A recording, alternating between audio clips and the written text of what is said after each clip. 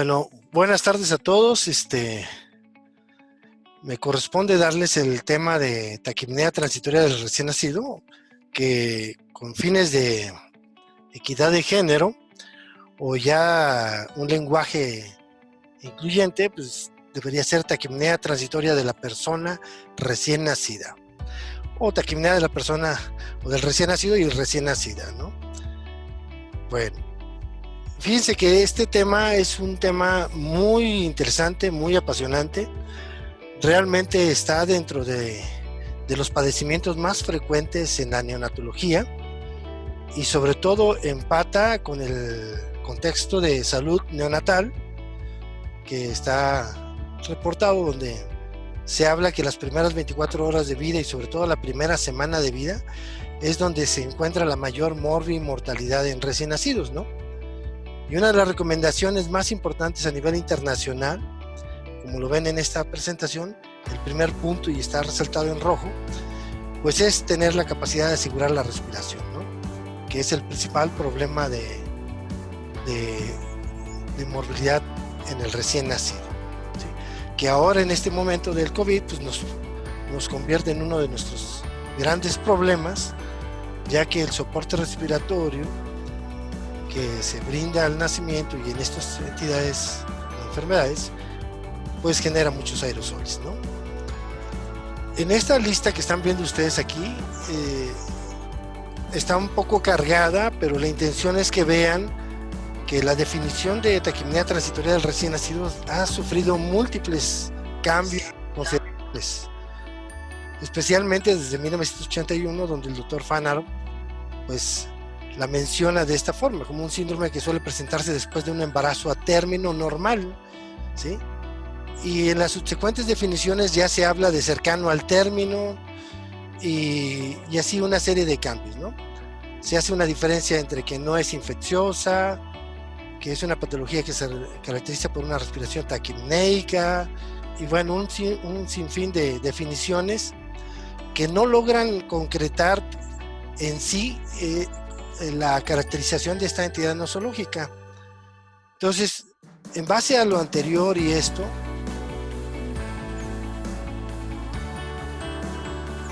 me atreví a hacer esta definición que está más apegada a los conceptos actuales de la fisiopatología y abarca un poco más la claridad en cuanto a quiénes son los que lo padecen, ¿sí? Es una dificultad respiratoria leve, moderada o severa que se manifiesta en la persona recién nacida asociada a falla transitoria del aclaramiento del líquido pulmonar fetal. Aquí es importante resaltar el punto que se hace mención de transitorio, de aclaramiento del líquido pulmonar. Este es un concepto que más adelante lo voy a aclarar y necesito que lo tengan muy claro ustedes. Y obviamente se presenta en embarazos menores a 38 semanas, ¿sí? O que no tienen trabajo de parto espontáneo, ¿sí? Son dos de las características más importantes para tener el riesgo de desarrollar esta enfermedad. Se tiene que reconocer que el pronóstico de esta enfermedad es bueno, es benigno, ¿sí? Y realmente las complicaciones que estamos observando pueden encajar en el concepto de eventos adversos por el retraso o la oportunidad del tratamiento que se inicie y especialmente con el uso del soporte respiratorio no adecuado, desde usar no adecuadamente un casco cefálico, un CPAP o una ventilación mecánica, genera una serie de complicaciones que no son parte de la morbilidad o son consecuencia de esta enfermedad ni del paciente, sino del manejo médico o de enfermería. Y eso es un tema un poquito difícil de reconocer nosotros como médicos, porque normalmente estamos tratando de entender de que nuestros actos no cometen errores, sí cometemos errores.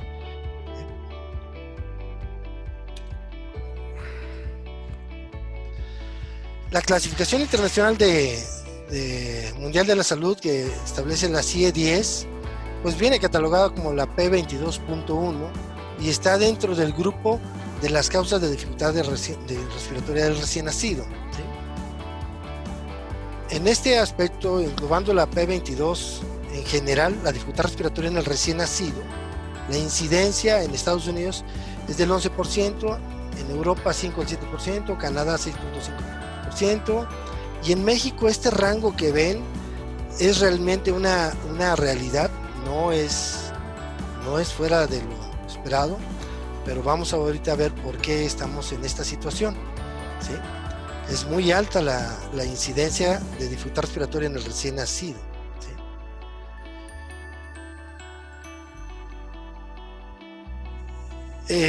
La taquimia transitoria del recién nacido en México, en lo que se llamaba Seguro Popular, ¿sí? En lo que se llamaba el Seguro Popular, y específicamente que estaba dedicado a la población sin seguridad social, que prácticamente son 69 millones de habitantes. El resto sí tienen seguridad social, del IMSS, ISSSTE, PEMES, Marina, la Sedena.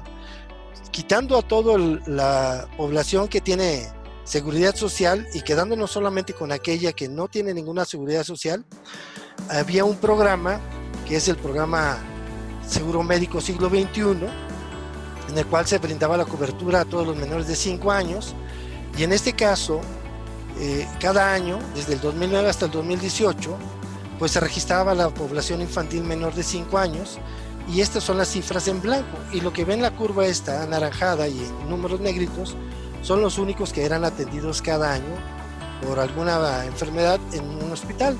A eso le llamaban ahí intervenciones. Durante este periodo, más o menos del 13 al 18, en los últimos 5 años, pues se invirtió más o menos unos 8,000 millones de pesos. Pero la patología más frecuentemente financiada o la más frecuente en ocurrencia, pues fue la taquipnea transitoria del recién nacido, ¿sí? Esta tabla concentra prácticamente las 10 principales causas de atención o cobertura que daba el programa, y si se fijan, en el primer lugar está la taquipnea transitoria del recién nacido, y el total de casos, 40,769 casos, y el gasto generado por esta enfermedad son 813,177,307 pesos con 60 centavos. Y en segundo les marco también el tema de asfixia perinatal, porque parte de la problemática que puede contribuir a desarrollar dificultad respiratoria al nacer, pues es la forma en que atendemos a este grupo de pacientes que sufren alguna depresión neonatal o alguna asfixia leve o moderada y que terminan desarrollando un cuadro respiratorio que puede ser muy claramente una taquipnea, y sobre todo por la misma fisiopatología de esta enfermedad, ¿sí? Si se fijan, la frecuencia de ocurrencia de la taquipnea durante cada año, pues más o menos hay alrededor de 4,000 a 4,500, 5,000 casos de taquipnea exclusivamente en esta población que no tiene seguridad social. Debe ser un número muy similar en la población de seguridad social, y estamos hablando que los números hay que multiplicarlos por 2, en mi caso, para ver la situación real de nuestro país, cómo está padeciendo esta enfermedad, ¿no? En total, del 2009 al 2018, pues se aumentó a 905 millones y fracción el gasto dado, ¿sí? Para atender esta enfermedad, ¿sí? De los factores de riesgo, que no son naturalmente los que siempre estamos hablando en forma general de la dificultad respiratoria, sino ya entrando en específico de la taquipnea, pues es la interrupción del embarazo antes de la semana 38, ¿sí? Eso contribuye a la incidencia o la frecuencia con que esta enfermedad se presenta. También la falta de trabajo de parto espontáneo, no estamos hablando del inducido o el conducido. Cuando hay falta de trabajo de parto espontáneo, está hablando de que no se está llevando a cabo los cambios fisiológicos que van a ayudar a que el aclaramiento pulmonar se dé en forma apropiada. En tercer lugar, la depresión neonatal al nacer o asfixia, que tiene que ver mucho con la capacidad del personal médico o de enfermería que atiende al nacer a los bebés, y sobre todo en su capacidad de poder lograr una ventilación pulmonar adecuada. Y les pongo ahí el pinzamiento del cordón antes de la ventilación del pulmón.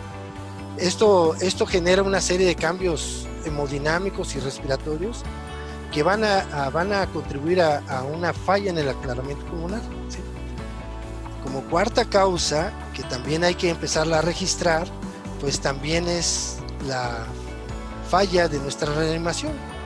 La realidad, hay veces cuando uno no logra insuflar en forma adecuada el primer esfuerzo respiratorio, se provocan una serie de mecanismos que van a influir en este mecanismo de un aclaramiento retardado o una retención de líquido que genera la dificultad respiratoria conocida como taquipnea.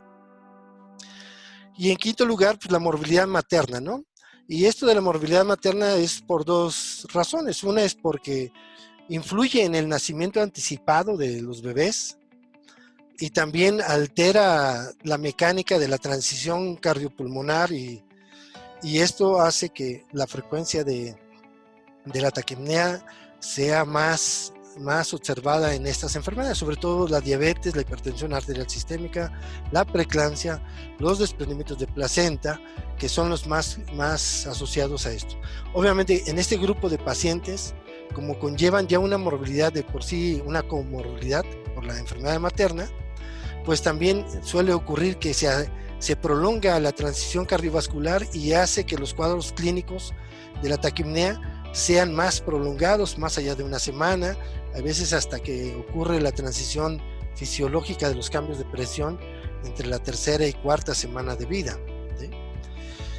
En el año pasado, que es cuando ya se estaba planteando lo del cierre del Seguro Popular, en el primer semestre del 2019, se registraron 2.396 casos de taquipnea y se financió más o menos como 49 millones de pesos por estos números de casos.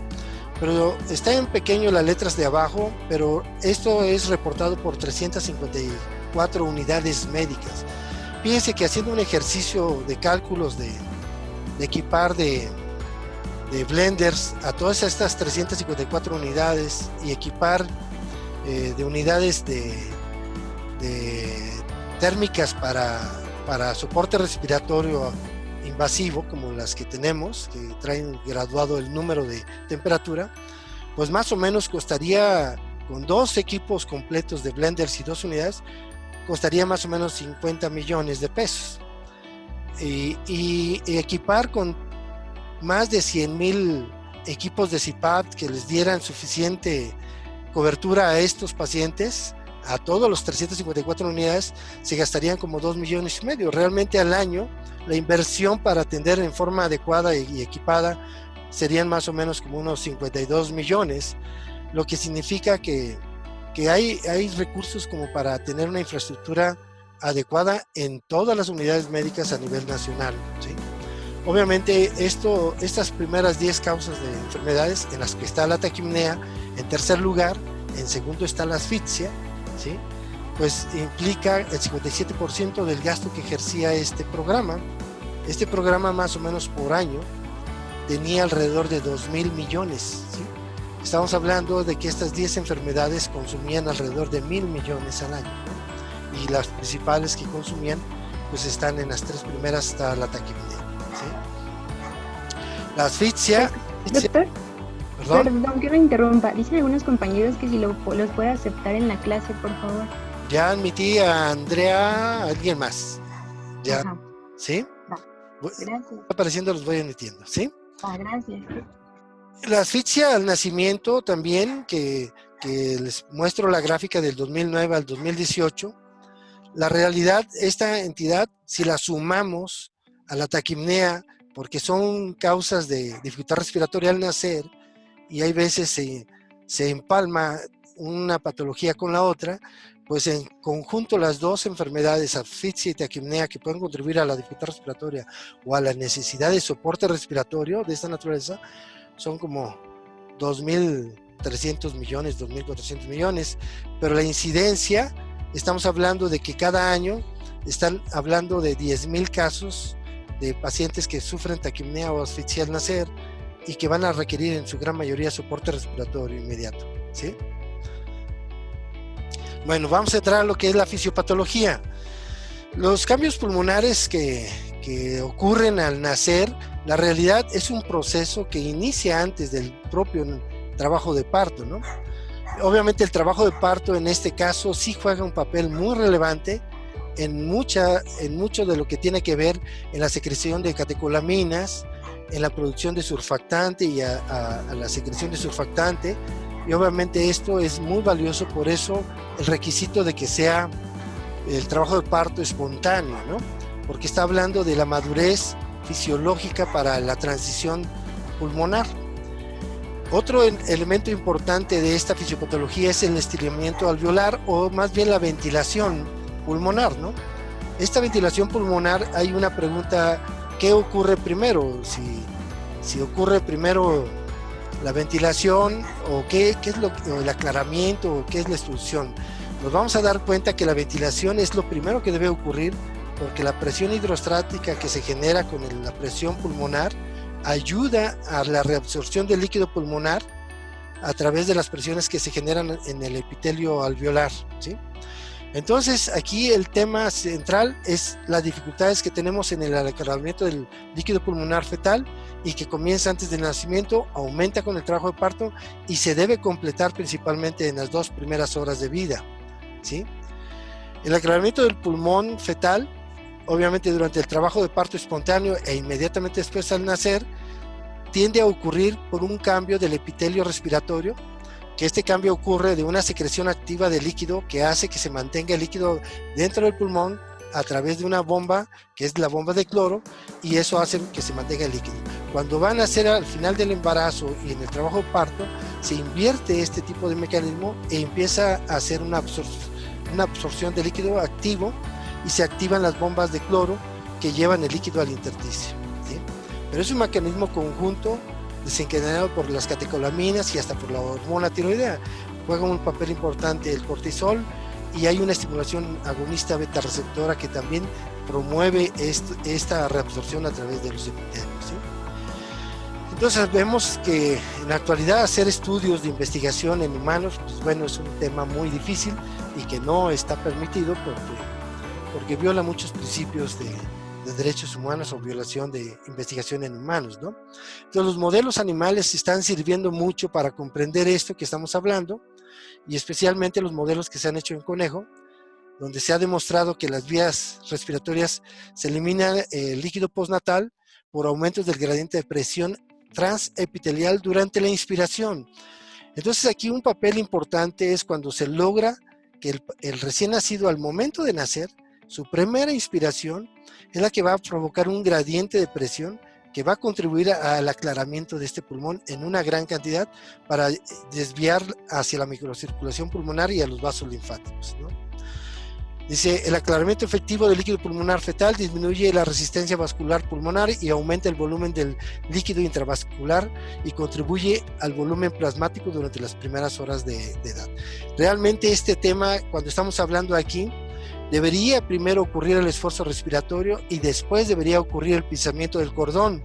Normalmente en los pacientes que nacen deprimidos, la prisa del estrés de todos, pues sí, se pinza primero el cordón, y esto hace que los cambios hemodinámicos no contribuyan a ese aclaramiento, ¿no? Entonces, si se observa con cuidado, el bebé al nacer, ya sea por parto o por cesárea, siempre vamos a observar, lo primero que ocurre es el esfuerzo respiratorio, y después el cese del pulso del cordón umbilical. Esto contribuye a la transición del aclaramiento de este líquido. Entonces, la taquipnea transitoria de la persona recién nacida se produce como resultado del retraso, así viene descrito en este artículo, que en general viene siendo la falla en el aclaramiento del líquido pulmonar. Ahora también se conoce pues, que hay otras enfermedades como el síndrome de dificultad respiratoria, que es el problema de la deficiencia de surfactante. No solo se acompaña con el problema de surfactante, también se acompaña de una alteración de la reabsorción de este líquido, y lo que contribuye a sus cambios mecánicos que tienen esta enfermedad, ¿no? Dice, los experimentos en vivo han demostrado que el epitelio pulmonar secreta cloro, líquido a lo largo de la gestación, y desarrolla la capacidad de reabsorber activamente el líquido por la bomba de sodio solo durante la gestación tardía. Y esto es mucho más eficiente cuando estamos hablando de embarazos mayores de 38 semanas. Y esta capacidad no se tiene igual cuando son embarazos menores de 38 semanas, ¿sí? Obviamente el cambiar esta función conlleva otra serie de eventos que están asociados, como la respuesta a las catecolaminas, a la presión o la tensión de oxígeno, ¿sí? y la capacidad de ventilación de los bebés, ¿no? Si la incapacidad del pulmón fetal inmaduro para pasar de la secreción de fluidos a la absorción de líquidos resulta en gran parte por la inmadurez en la expresión. Este era un postulado que se tenía como que era la principal causa que generaba la falla del aclaramiento pulmonar. Entonces se llevaron a cabo los experimentos con este tipo de ratoncitos, que son ratones que se les ha hecho carecer de los canales de sodio epitelial, que son ratones knockout, y en los cuales se ha observado que cuando no funcionan estos, pues obviamente mantienen el líquido pulmonar fetal, no lo reabsorben, ¿sí? Y los ratoncitos fallecen, ¿no? Esto es un experimento en el cual se demuestra la importancia de los canales epiteliales para la reabsorción, pero no es el principal mecanismo que se pensaba que contribuía a la permanencia del líquido pulmonar. En este caso, cuando se está observando a los neonatos, bueno, la taquipnea sí tiene esta alteración, pero el principal mecanismo que contribuye así para que se desarrolle la falla del aclaramiento del líquido pulmonar, pues es una falla también en la ventilación pulmonar y en establecer la capacidad residual pulmonar, ¿sí? Entonces así vemos que el aumento de la oxigenación y la ventilación pulmonar o presiones inspiratorias espontáneas como respuesta simpática o parasimpática, porque esta respuesta simpática, cuando hablamos de esta respuesta parasimpática o simpática, fíjense que la hipoxemia en el feto o en el periodo neonatal inmediato inhibe el esfuerzo respiratorio, la hipoxemia, ¿sí? En la vida fetal. Por eso el fetito pues, no lleva a cabo la función de ventilación in útero, ¿no? Entonces la hipoxemia, que es importante mantenerla en el útero, es inhibidor del esfuerzo respiratorio, y la hiperoxemia, por el contrario, ¿sí? Podría estimular el esfuerzo respiratorio en el feto, ¿no? Pero cuando nace el bebé, tiene que haber un cambio de la respuesta simpática a una respuesta parasimpática. Y lo que esperaríamos, correcto, es que con la hipoxemia se estimulara el esfuerzo respiratorio. Lamentablemente, en los primeros minutos y horas de vida, no es así. La hipoxemia inhibe el esfuerzo respiratorio y esto nos genera que el paciente caiga en un esfuerzo respiratorio insuficiente y tengamos que llevar a cabo la ventilación adecuada. Por eso les ponía que uno de los grupos que van a contribuir a un número de taquipneas importantes son los bebés que nacen con depresión respiratoria al nacer o asfixia, y que si nosotros no sabemos reanimar o que fallamos en la ventilación pulmonar, podemos contribuir a que el aclaramiento del líquido pulmonar se retrase y tenga esta frecuencia de enfermedad, ¿no?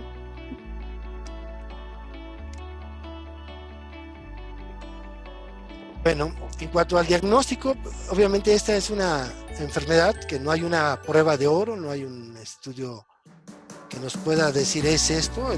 Realmente el diagnóstico es clínico y paraclínico, ¿sí? Y entonces, hablando de esto, pues los factores de riesgo son nuestro punto de partida y las condiciones del nacimiento, si hubo un esfuerzo respiratorio inadecuado, si se pinzó el cordón antes de la respiración y obviamente cuando aparece la dificultad respiratoria.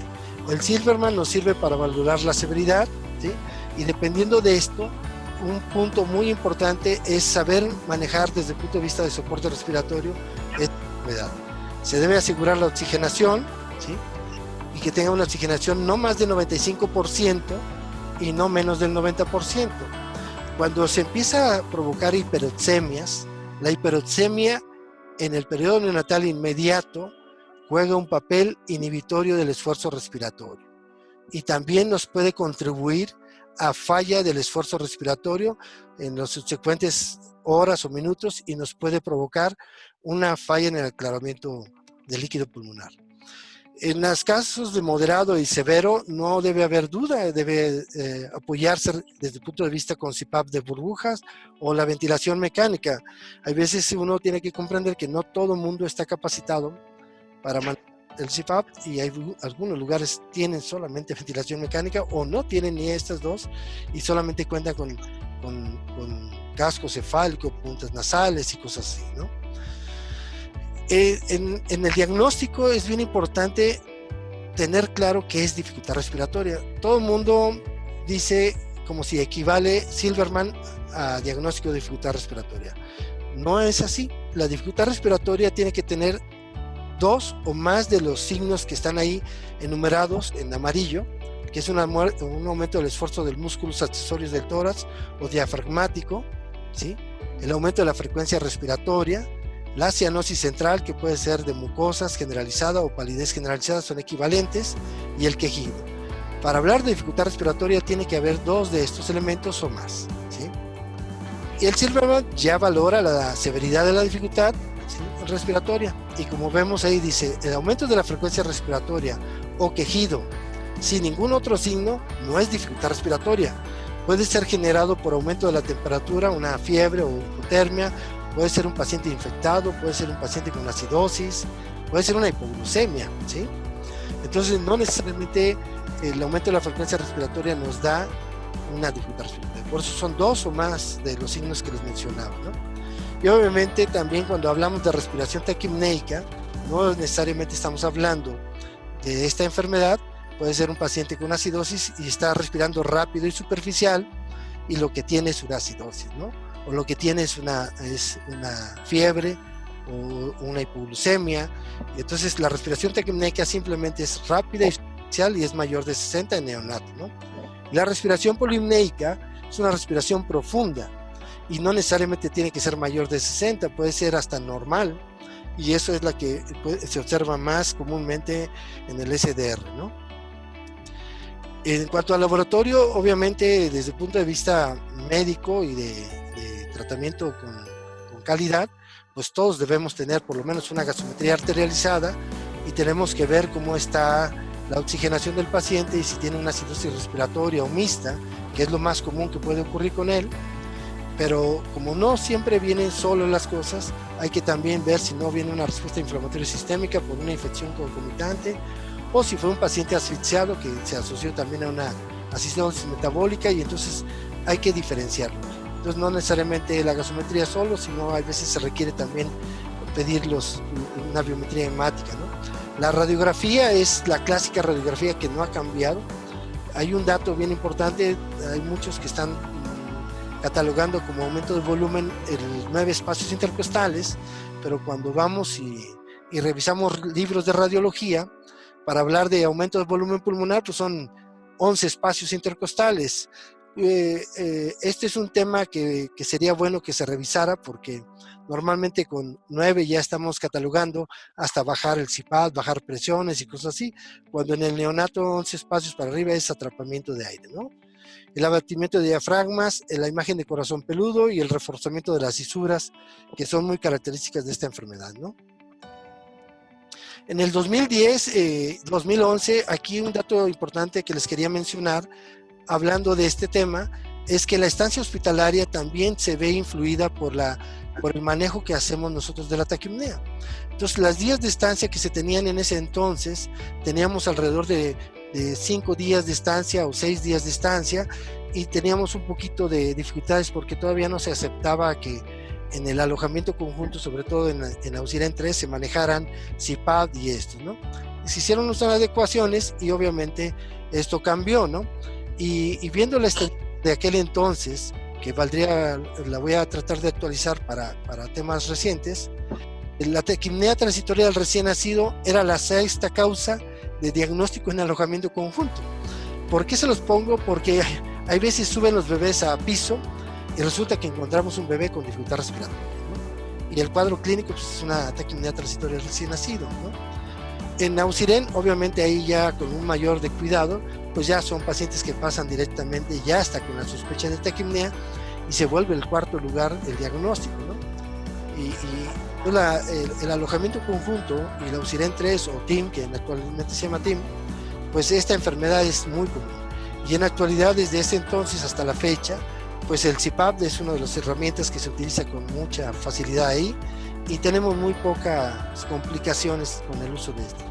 Después de haber hecho esas modificaciones y de haber autorizado el uso del CPAP, pues la realidad, lo que se observó que los días de estancia en la UCIREN, que es donde más se prolongaba, se logró bajar hasta 2 días, entre otras cosas más que contribuyeron, no solamente esto, pero sí quisiera resaltarles que cuando se inicia en forma adecuada y oportuna el soporte respiratorio, esta enfermedad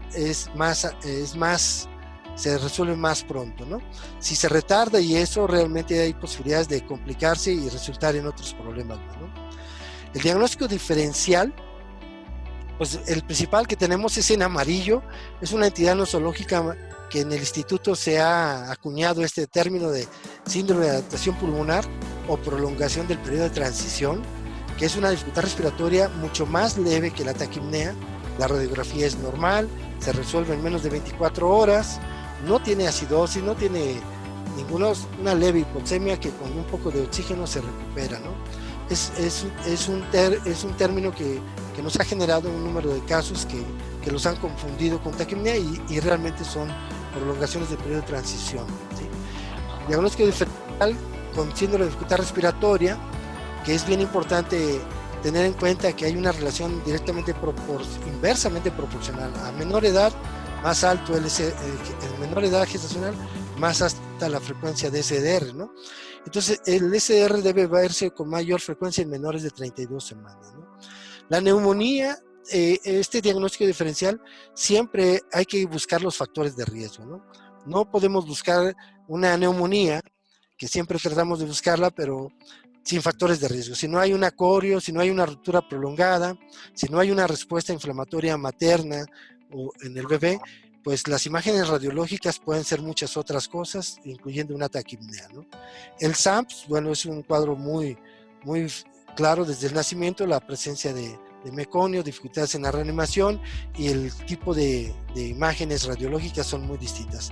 El neumotórax, porque hay veces el diagnóstico de taquipnea se hace en la unidad tocoquirúrgica, que no es un área donde se pueda contar con todo el equipamiento para atender este tipo de padecimientos o las dificultades respiratorias, y puede ser que se haya provocado un neumotórax con la ventilación y entonces nosotros estamos pensando que es una taquipnea y resulta que fue un neumotórax. La hipertensión pulmonar persistente del recién nacido, que la que estamos hablando aquí es la del paciente asfixiado, pues es un cuadro más grave y realmente es una hipoxemia in útero y que se acentúa al nacer, y que el cuadro es un cuadro de los más difíciles de manejar en una UCI. Otras entidades que hay que diferenciar son las cardiopatías y la broncoaspiración. Entonces, el tratamiento de esta enfermedad es soporte respiratorio de acuerdo a la severidad, ¿no? Y obviamente el tipo de soporte respiratorio más común, pues, y que tiene buenos resultados, es el CPAP de nasal de burbujas. Y recordarnos que la mínima invasión es muy importante, así que el ayuno no necesariamente se tiene que tener. Podemos alimentar a los bebés que tienen frecuencia respiratoria menor de 60, aún con CPAP, 60-80 por sonda, y el ayuno solamente en los que tienen un cuadro respiratorio un poquito más alto. Sin olvidar todas las normas que deben tener, porque no solamente es manejar el soporte respiratorio, hay que mantenerlos temperatura normal, la oxigenación normal. Acuérdense que no hay que hacer que saturen arriba del 95, la glucosa, etcétera, ¿no? Hablar de eventos adversos y reconocer, a lo mejor hay veces que ocurrió un evento adverso por el manejo médico o de enfermería, es difícil, pero existe, ¿no?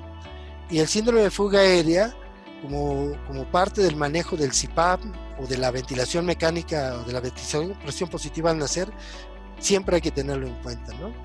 La hipertensión pulmonar persistente también la hemos visto no solamente en el paciente asfixiado, también la hemos visto en pacientes que no se les ha ayudado a un soporte adecuado y hacen hipoxemia, y esas hipertensiones pulmonares en pacientes de taquipnea son de las más feas porque terminan siendo muy difíciles de manejar y requieren una terapia intensiva más compleja, ¿no? Y lo único que fue es un paciente de taquipnea transitoria que el pronóstico era bueno, que lo dejamos hacer muchas hipoxemias. Otro evento adverso, sobre todo por lo invasivo de nuestras maniobras, ya sea por el CPAP nasal, que lastima la nariz y provoca erosiones, que también puede provocar por lastimar la nariz o por la intubación, pues infecciones neonatales tardías, ¿no? La enterocolitis bronquitis en pacientes que se han manejado con mal soporte respiratorio, hipoxemia, si se les da de comer y sobre todo fórmula, pues bueno, terminamos provocando un cuadro que no debería ocurrir, ¿no? Entonces, el esquema a nivel nacional es un tema muy importante, es la enfermedad más frecuente que ha meritado financiamiento a nivel nacional en población sin derecho a biencia, sin seguridad social. Debe ser un tanto igual en los pacientes con derecho a biencia. Obviamente lo más importante es el diagnóstico que se tiene a nivel nacional, que se requiere personal de salud capacitado para atender a la persona recién nacida. Es increíble, a lo mejor estamos en una institución de este nivel, un instituto nacional, pero hay hospitales en los cuales no hay médicos, ¿sí? No hay médicos y no hay médicos con cédula, estoy hablando, ¿eh? Hay médicos que se han catalogado médicos, pero no tienen cédula y eso es muy grave, ¿no? Y son atendidos, hay veces, por personal no capacitado de menor conocimiento, ¿no? Otro tema importante es ir quitando el tema de que nazcan antes de las 38 semanas, ¿sí? Y eso de inducir el trabajo de parto y buscar que nazcan a fuerzas por trabajo de parto inducido, pues no. Entonces debe buscarse tener trabajos de parto espontáneo y nacimientos mayores de 3 días. Esas dos estrategias contribuyen mucho a la prevención. Y obviamente ya hablando de persona capacitada, pues establecer la ventilación pulmonar y la estabilización adecuada de toda persona recién nacida, ¿no? Y ya en un poquito más complejo, el manejo del CPAP nasal de burbuja, que realmente se puede hasta manejar con personal técnico, siempre y cuando sea una supervisión buena, ¿no? Entonces la calidad se puede brindar, pero hay que buscar que estos 4 elementos los tengan en todas las unidades médicas a nivel nacional. Entonces, si se fijan, pues aquí la figura del médico tratante es enormemente importante, ¿no? El médico tratante que se responsabiliza de la vida de un recién nacido, ¿sí? Es el que va a jugar. Cuando estamos hablando de los especialistas neonatólogos, pues son su principal responsabilidad los resultados en estos bebés, ¿no? Que esperaríamos que fueran buenos, ¿sí? La segunda, pues es un tema de acreditaciones, de tener lo necesario, de oxímetros, de blenders, de humidificadores de temperatura y CPAP adecuado, ¿no? Y obviamente la capacitación del personal, ¿no? Son temas muy importantes. Y dice, y para concluir esto, pues el médico o la enfermera debe realizar actividades asistenciales de docencia y de investigación como parte de su código ético. De otra suerte, practica no una ciencia, sino un oficio. Bueno, no sé si tengamos tiempo, pero si tenemos tiempo, preguntas, alguna inquietud de alguien que tengan de los residentes. Este tema lo podemos seguir platicando, van a tener el tema grabado, lo pueden revisar, lo podemos revisar y lo podemos discutir múltiples veces, ¿sí? Yo, doctor, tengo una duda. Sí. Entonces, ¿cómo haríamos el diagnóstico del síndrome de adaptación pulmonar y taquipnea transitoria? Si, bueno, por lo que entendí, el diagnóstico es como con el tiempo, ¿no? En la adaptación pulmonar dura menos de 24 horas y la taquipnea generalmente 3 días. Entonces, al momento del nacer el bebé, que lo tenemos con casco cefálico, no podemos integrar diagnóstico, o sea, podría ser cualquiera de los dos. La fisiopatología es lo mismo, no se reabsorbió el líquido. Mira, bueno, toma en cuenta que estamos en un hospital escuela, ¿no? Uh-huh. Y bueno, y aquí hay una curva de aprendizaje que todos llevamos, incluyendo adscritos, residentes, siempre hay una curva de aprendizaje, ¿no? Entonces, una síndrome de adaptación pulmonar o una prolongación del periodo de transición siempre es una dificultad respiratoria leve, ¿sí? Siempre es una dificultad respiratoria leve. Radiológicamente no hay una imagen, es un pulmón normal, ¿sí? Y requiere apenas por arriba del 21% de oxígeno el apoyo que se le da a estos bebés. Y sí, resuelve en menos de 24 horas, ¿no? Pero como estamos en un hospital escuela y hay una curva de aprendizaje, pues de repente resulta pues que hay colocaciones de CPAP en bebés que pudieron haber esperado un poco y a lo mejor era la elevación de la temperatura, a lo mejor era una acidosis y la presión al nacer y estar en ese momento pues se tomó la decisión de poner un CPAP. Eso ya no coincidiría con el tema del SAP, ¿sí? Entonces, lo que te va a ayudar a diferenciar entre uno y otro, exactamente, va a ser el tiempo y que completes la evaluación clínica y paraclínica de este bebé. Estoy hablando de una radiografía, una gasometría y ver la evolución. Y tienen que tener la capacidad de decidir retirar un soporte respiratorio que no se puede juzgar, porque todos hemos estado en nacer y es un momento de difíciles decisiones, pero más adelante los que ya con mayor objetividad pueden retirarlo y catalogarlo como SAP. Y en cambio la taquipnea transitoria, por lo regular, va a ser una dificultad respiratoria que no remite en 24 horas, que tiene una imagen característica radiológica y que la evolución es más allá de este tiempo, ¿no? Entonces sí se puede hacer, pero hay que tener tiempo. En 24 horas ya podemos diferenciarlo, ¿no? Ok, doctor, gracias. ¿Alguien más por ahí? ¿Alguna pregunta? ¿Cuánto es el tiempo, o sea, como máximo que podemos esperar que evolucione una taquipnea como para pensar que quizás es otra patología y ya no es una taquipnea? Ah, bien, esta es una pregunta muy bonita, te voy a decir. Si te fijas en la definición que les puse, esta es una enfermedad del periodo neonatal temprano, que es en la primera semana de vida. Así debería ser. Y también les puntualicé que es unas alteraciones transitorias del aclaramiento del líquido pulmonar, ¿sí? Y estamos hablando es única y exclusivamente de la taquipnea. Cuando una enfermedad, una taquipnea va más allá de la semana, tienes que buscar otras causas, otros problemas, ¿sí? Como un hijo de madre diabética que tiene alteraciones en su madurez más acentuadas y que puede hacer que este sea un cuadro más prolongado, pero está relacionado a un hijo de madre diabética, ¿no? O una hipertensión pulmonar, que es un diagnóstico muy difícil de hacer en esta etapa del periodo neonatal, pero la evolución clínica y el comportamiento clínico te puede hablar de la labilidad del paciente y ya estás hablando. Entonces, más allá de la primera semana, tienes que estar buscando otras causas u otros problemas que puedan hacer que esta enfermedad se prolongue. Normalmente lo que altera la falla del aclaramiento pulmonar debe ser transitorio y está ubicado en la primera semana de vida. Y entonces la taquipnea debe resolver de 3, máximo 7 días, ¿no? Más allá hay que buscar otras causas, ¿no?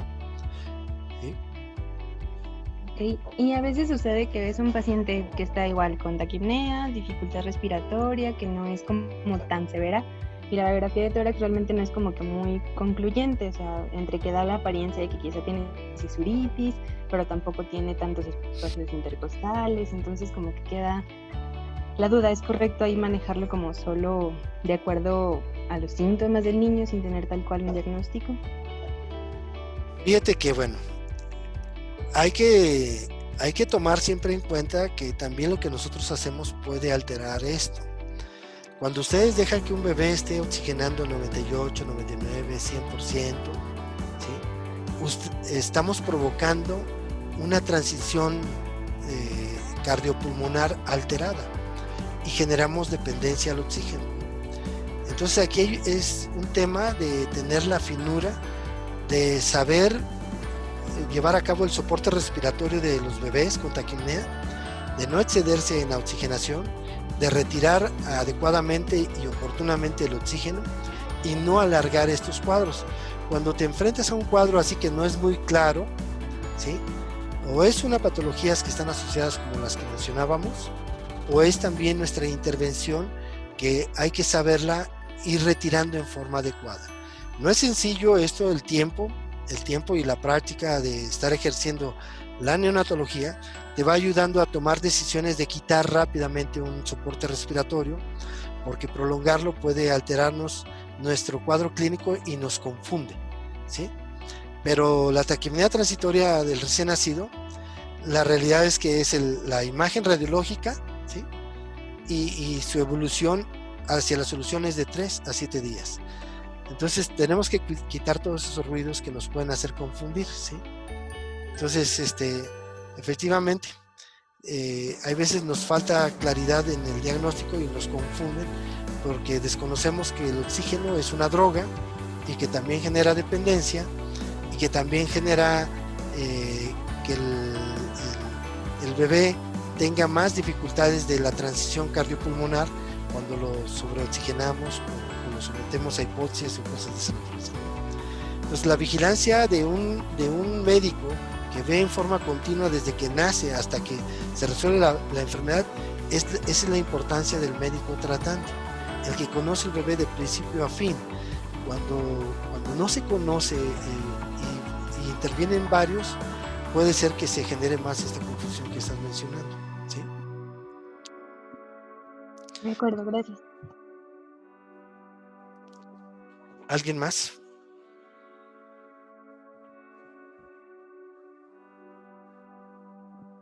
Yo quiero hacer 2 comentarios.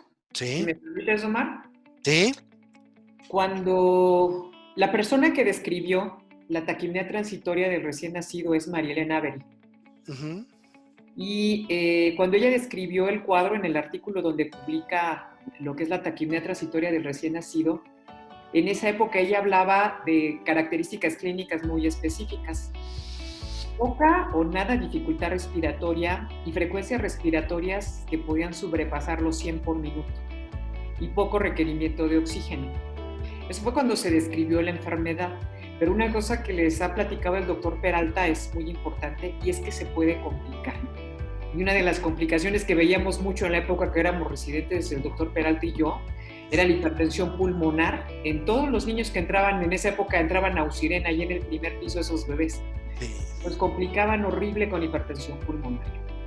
Acuérdense que ese periodo en el que nacen la mayoría de los bebés que son casi a término o de término, la musculatura de los vasos pulmonares es muy gruesa y es muy sensible a los cambios de oxígeno. Entonces, si esos bebés por alguna situación no están oxigenando bien durante su etapa de padecer la enfermedad, la taquipnea transitoria como tal, esa musculatura del lecho pulmonar, por hipoxia repetida y suficientemente larga, puede hacer que se hipertrofie más esa capa muscular de los vasos arteriales pulmonares y eso es lo que nos lleva a hipertensión pulmonar. Entonces, acuérdense, es una enfermedad que característicamente, aunque no es exclusiva del niño de término, casi de término, es una enfermedad que vemos con mayor frecuencia en esa edad. Y si hay algo a lo que hay que tenerle miedo es a un niño de término que hace hipoxia, por la razón que sea, y puede ser por taquipnea, puede ser por neumonía. Entonces es muy importante que estos bebés, aunque no requieran mucho oxígeno, sí estén oxigenando bien, sí llevarlos a la hiperoxia, ¿sí? De hecho, la taquipnea transitoria, siempre digo yo, es la enfermedad más frecuente, la menos famosa, pero la más frecuente en neonatos.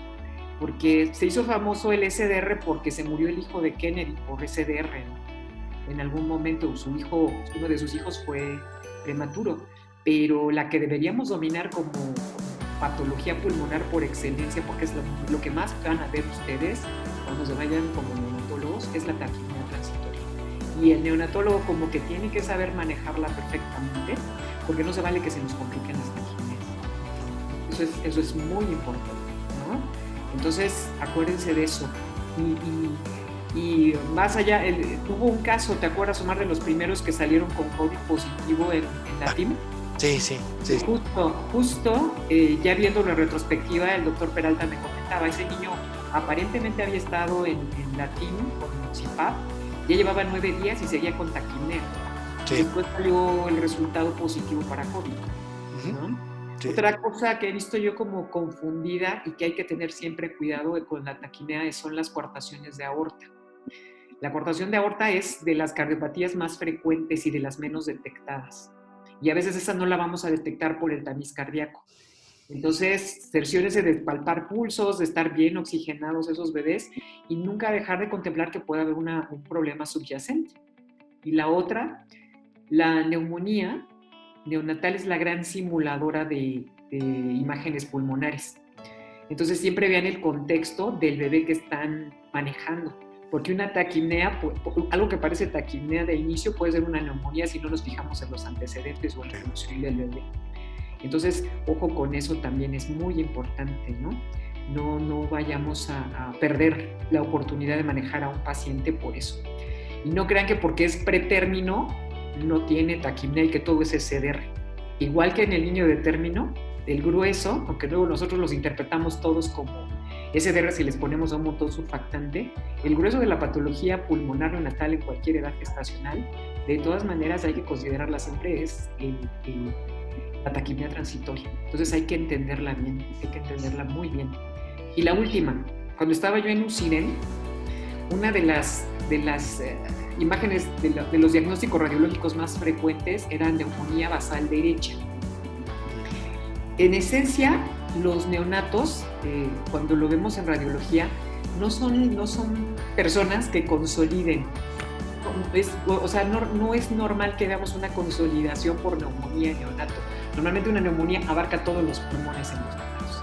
Pero la aclaración o el aclaramiento pulmonar de ese líquido pulmonar por la densidad del rayo, de los rayos X, donde tarda más en aclararse es en la base pulmonar derecha. Entonces, cuando ustedes le van dando seguimiento a una radiografía, ¿sí? Porque les empiezan a tomar placas y placas, cosa que no es necesario, si clínicamente el bebé va bien, no necesitan estarle tomando radiografías a cada rato a esos bebés, hay que ver la evolución.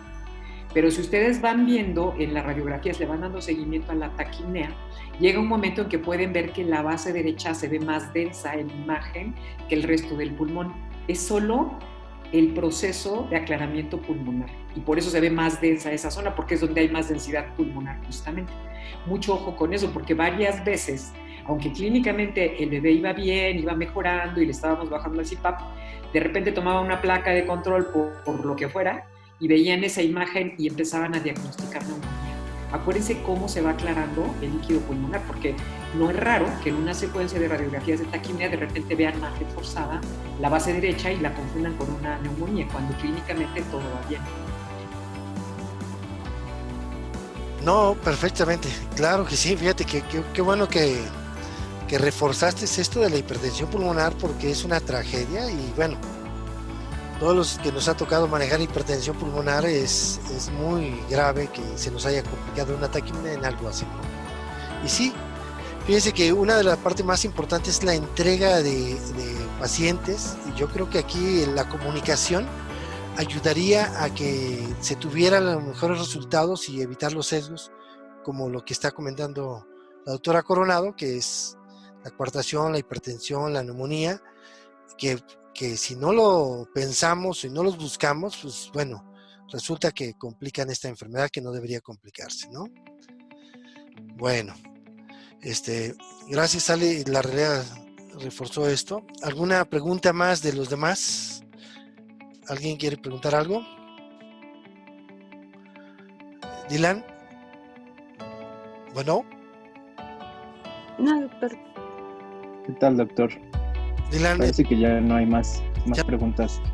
Entonces, ¿qué hacemos ahora? Esto ya queda grabado y te lo envío y lo guardo, ¿y qué hago? ¿Sí, no? Sí, si quieren nos ponemos de acuerdo y ya lo subimos al canal de clases sin problema. Órale. Le agradezco mucho, doctor. Bueno, que estén bien, buenas tardes. Nos vemos mañana. Nos vemos mañana. Hasta luego. Hasta luego a todos. Cuídense.